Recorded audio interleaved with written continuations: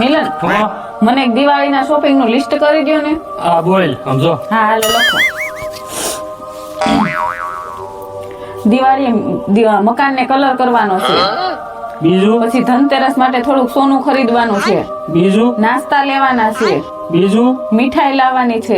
બીજું ધ્વનિ માટે ફટાકડા લેવાના છે. બીજું માહિરના કપડા, ધ્વનિના કપડા, મારા કપડા અને તમારા કપડા ચાલશે.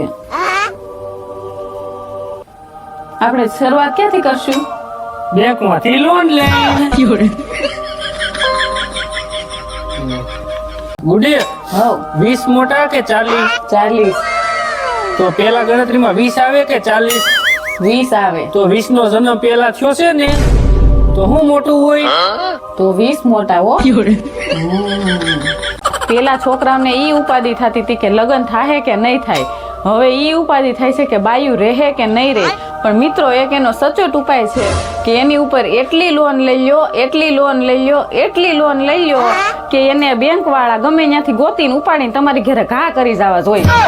મિત્રો, માણસની કિંમત બે જ વાર થાય. એક ગરજ હોય ત્યારે અને બીજું ગેરહાજર હોય ત્યારે. કેવો સમય આવ્યો છે ઈ તો જોવો મિત્રો. 13 વર્ષના છોકરા પ્રેમ કરે છે, 60 વર્ષના ભાભા લગ્ન કરે છે, અને મારી જેવાને આ બધું કરવાનું છે. ઈ ભેહુના વાયદા કાઢે છે.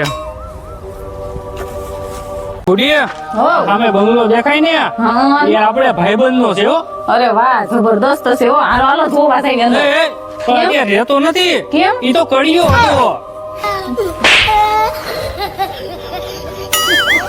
મિલન, મારા લગ્ન થાય ને એટલે જમણવારમાં કઈ ઘટવું ન જોઈએ હો. કાજુ કતરી, પેંડા, રબડી, બરફી, આમ તો બધું કમ્પ્લીટ રાખવાનું છો. તારો પગાર કેટલો છે ઈ તો કે પેલા? 10,500. એ 10,500 માં તો કઢી ખીચડી નહીં નથી થાય. એમ કર, મમડાની ભેળ રાખી દે.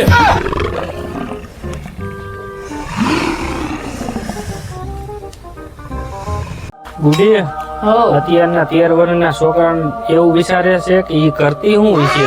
અને અમે જયારે 13 વર્ષના હતા ને ત્યારે અમે એવું વિચારતા કે અમે જ્યાં હાયલા જઈએ ને ત્યાં સાંદા મામા મારી વાહોમાં કેમ આવતા હશે. ગુડી, હવ. દિવાળી આવી ગઈ પણ દિવાળી જેવું લાગતું નથી કાંઈ. કેમ? તમને ક્યાંથી દિવાળી જેવું લાગે? તમારે ક્યાં ઘરના ધૂ કચરા કરવા છે કાઈ?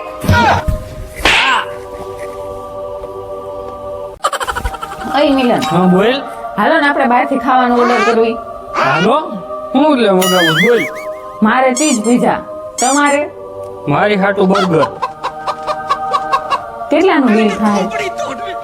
બિલ 699 રૂપિયા. મમરા. મસ્ત છે. હવે very good. લાવો, લાવો.